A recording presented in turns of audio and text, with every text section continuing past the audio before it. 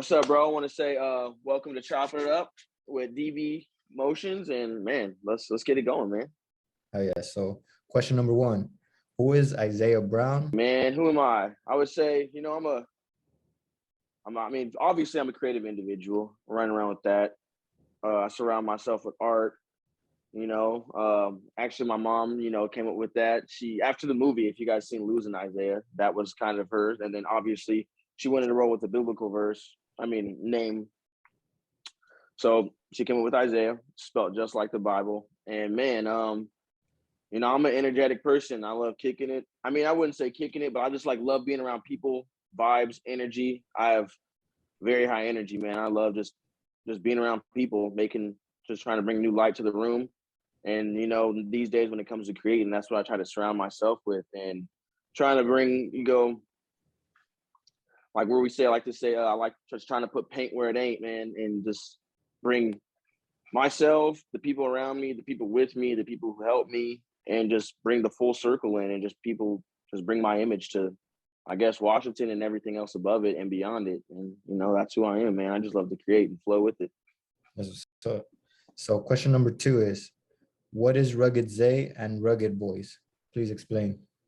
Rugged started off as, I wanted to make a clothing line that was, I like to call it like an uncut rawness, man. I like to bring real world images, and I feel like, and do kind of just in your face graphics. I don't kind of push the borderline of politics and all that stuff, but Rugged it's uncut, it's raw, it's just the realism of things. And I like to project that in my clothing. And I believe with Rugged there's no boundaries. I like to pursue all types of outlets and bring a lot of foreplays into stuff. And you'll see in my new collection that drops next month, there's one t-shirt that stands out very much, and it says, it's the world burning, and it says fucked up beyond repair. And I think that would be one of the biggest images that I'm bringing for Rugged. And it's not to bash anything or not to bring anything, it's just to bring the uncut, raw, and ugliness that's to this world. And I like to enlighten on those things, because those are the things that we need to fix to heal this world. So that's what I would say Rugged is, man. It's uncut, it's in your face, it's live, it's poppy, it's raw, and it's just all about being able to express yourself freely.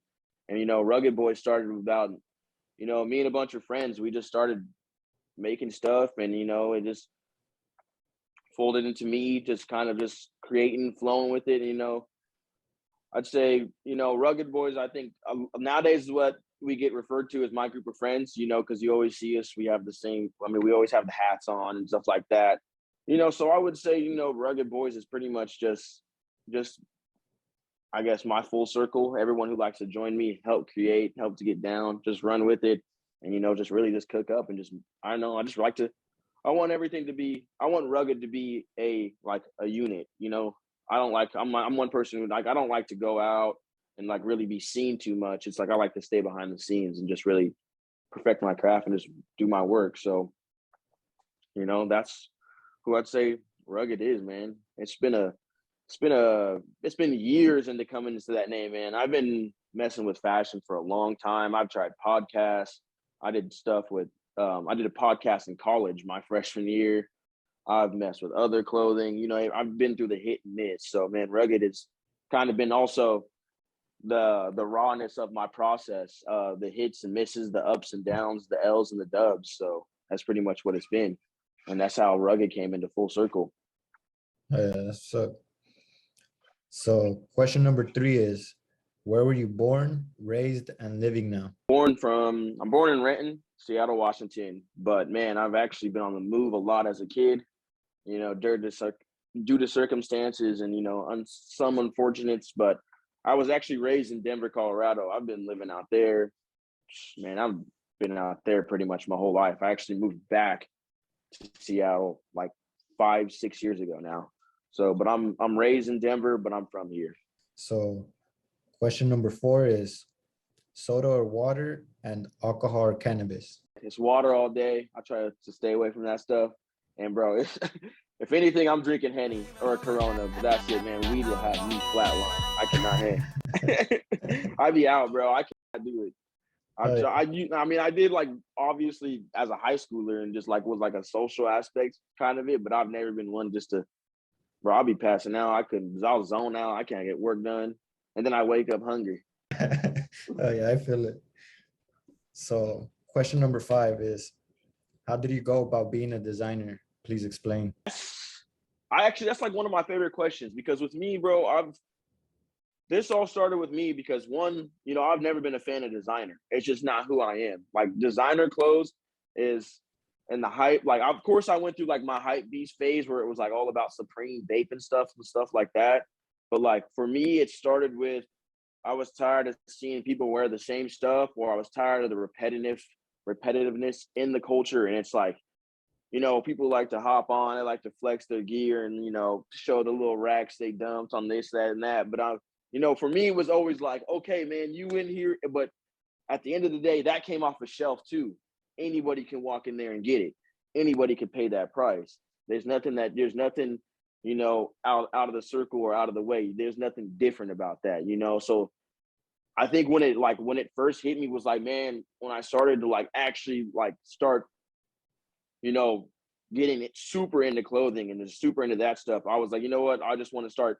I want to make my own stuff, something that like, I've always been into one-of-one pieces, one of ones, and just like I was like, and that's when it kind of started the whole custom shoes. I wanted to make shoes that nobody had. I wanted to sew jeans that nobody had. I wanted to design T-shirts that nobody had because I felt like the game is so oversaturated. So that's kind of what started it. Was I just wanted an outlet to express myself as an individual. Oh yeah, I can't wait to drop this, bro, because like artists need to hop on this type of shit. You know what I mean? Yeah, absolutely, To bro. stand out. Yeah, I'm about to say it. Creating yourself as an individual, I think, is where it really starts, bro. For real. So question number 6 is, if you had one wish, what would that be? I had one wish. If I had one wish,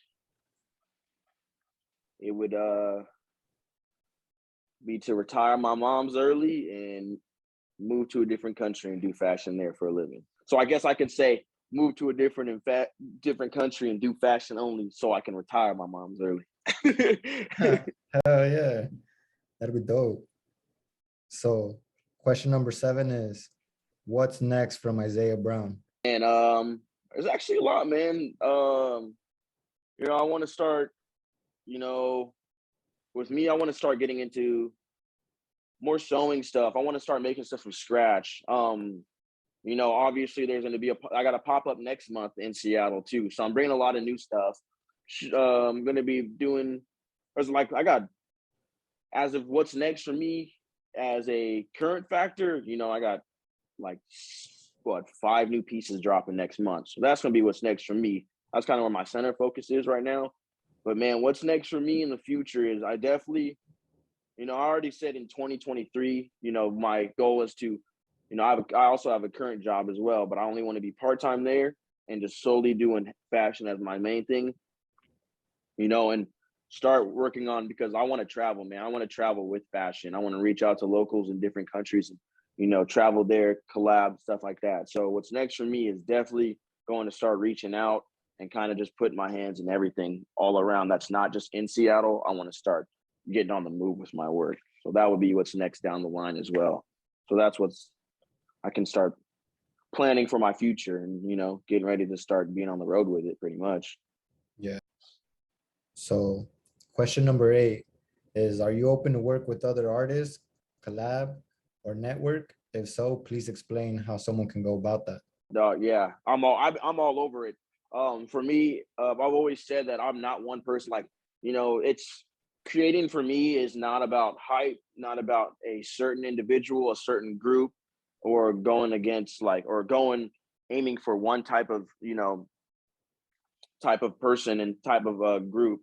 So I'm always open to collab, man. For me, it's not about the followers. It's not about it's just about content, man, and just getting ready to create and meet others, because you don't know what the next door can open up by meeting the next person. I feel like sometimes we get so cliquey as this, I feel like this generation gets so stuck into being in their own type of, area. I only want to do rap with rap, or I only want to collab with, rap. I mean, I only want to collab within my area, my group. And it's like, for me, I'm down to always just go all over, because you don't know what you can learn, you don't know what you can pick up, and you don't know who you can meet.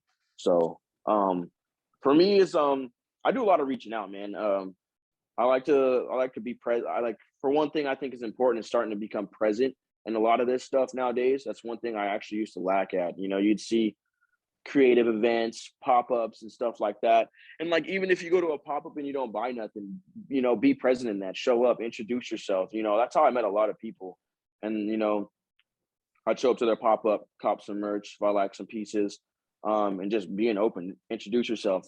Don't be shy in the game these days. It's about who it's about who you meet as well. So if I was to give any advice to anybody, it's, put that whole fear, put that nervousness, don't be shy about your game, be confident, man, step forward and do it. And man, put your hand out there, go meet people, introduce yourself, be present I always say, be present in your dreams, so if your dream is going to involve a social aspect, then you just start it now, like you've made it already. So Oh yeah, bro, spilling a lot of game for real. trying, man. So question number 9 is, what have you learned about being a designer? Please explain.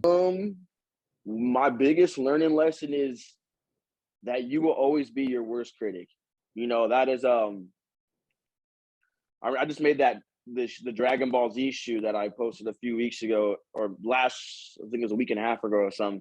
And man, I was angry through the whole custom, because I was out of my element, man. I'm not a free hand artist. So, like, that's one thing I just haven't learned yet, and that's one thing I really want to actually push towards too, because I love the portrait work as well when it comes to doing custom work and stuff, man. And I was just frustrated the whole time, and people were like, it looks good, it's dope, man.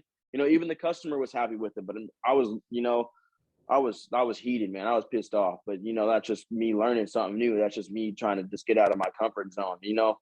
I wasn't disappointed, but it was frustrating during the whole process. And like with me, I'm very hard on myself, because I always just want to try to, like, I want stuff to be like so perfect to what I can do is. So like, that's one thing I've always learned, like, as you're going through this process is to slow down, be in the moment with your work, because you're always going to be hard on yourself, but there's so many other people that are going to appreciate it at the same time.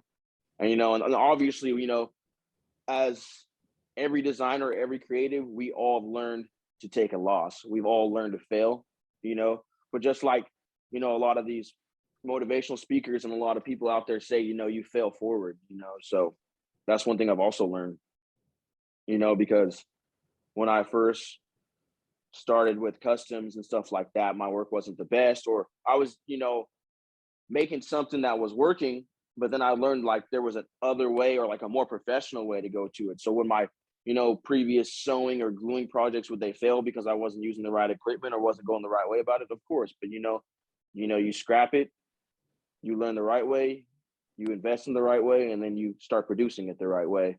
So, for me, it's been learning to adapt to the hard part of it. It's just because you fail, just because you don't like your stuff, doesn't mean you get up and walk away from it. You got to slow it down, be in the moment, critique it, and with me, I'm one person, I get multiple opinions through my work. First step, I'll send a picture, like my dad and my brother, I'm constantly asking them, because I always go to them because they're straight up about it. Like my pops or my dad, my pops and my brother, they don't shy their opinion away. They're like, nah, man, that's ugly, take it off. I'm like, cool, all right, my idea wasn't it.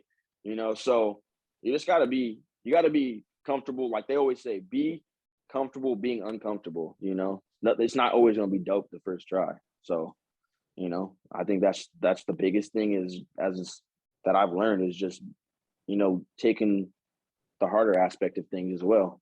For sure. So last question number 10 is, what kind of shoes do you have on? Please explain, and can you show the people? Man, I have my dailies on, my my Yeezy slides. Slides, hell yeah. And I always have these on because I'm always on my feet and stuff like that. So, man, I just like being comfortable and just be sitting here when you're in your studio. It's not like you need to have shoes on. I be walking around slides. So I always have these on, man. And these are just my little go-tos just because I sometimes I don't feel like wearing shoes.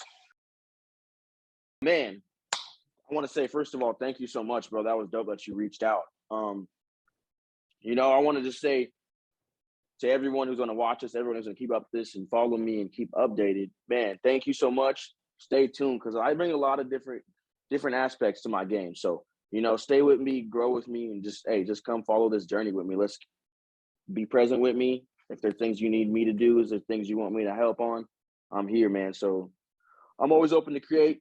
Let's cook, let's get down, and let's do some shit. And then, man, stay tuned. Pop-up is next month. So I'm going to be announcing all of that. Love anyone to join, everyone to come and, have a good time with me, man. Thank you so much.